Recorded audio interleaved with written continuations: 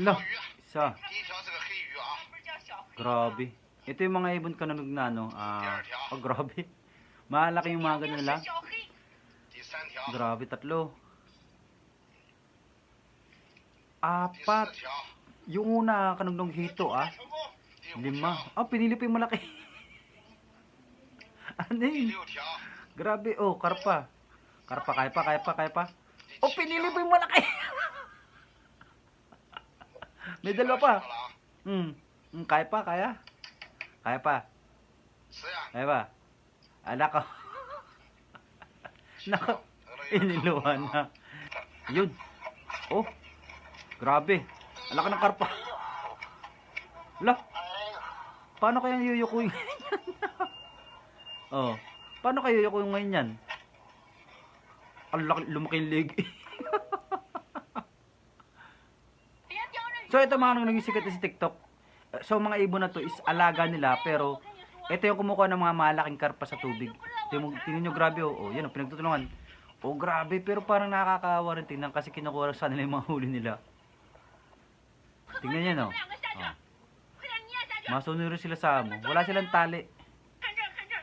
Ayan, doon natagpuan yung ibon. Kumbaga, doon sila lalabas sa pwesto na yun. Ayan, Ayun, grabe. Laki ng karpa. Diba? Laki ng karpa. So, ganito sila magpakain sa ibon. Parang nakakaawa lang tignan. Pero, grabe. Sa pilitan ng isa. Grabe. Puko. Big sabihin puko, kulang pa. Isa. Grabe, no? Dalawa. May tali na siya, yun. Okay lang, parang nakakawa rin. So ito yung pinakamatalinong ibon, Talagang para lang di siya namimingwit. Ayun, lagay, maliit. At yung malaki. Lagay. Pag maliit, yun, tilapia. So ito rin yata siya. Grabe. Ayaw niya ibigay sa mga laking isda. Hindi tayo siya kaya lang kainin. Ayun, galing. So ito rin to. Ibang ibon naman to, pero ganun yung style niya. Diba? Tilapia ulit. Ay, mas magil pa sila manguli sa akin. So ito naman. Grabe. Parang to yung katulad ng kulay puti, pero mas magaling yung kulay puti kanina. Grabe.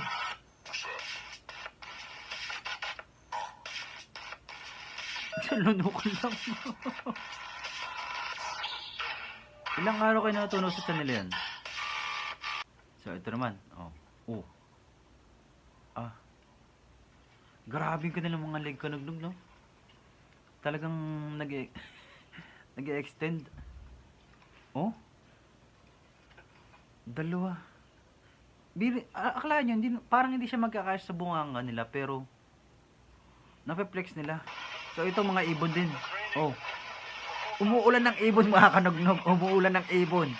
Grabe. So pag ganyan mga kanugnog, maraming isda sa ilalim, mga agulunggong, tambang, salinyasi. Ganyan lahat sila. Sabi nga sa kasibayan ko, saan maraming ibon, doon maraming isda.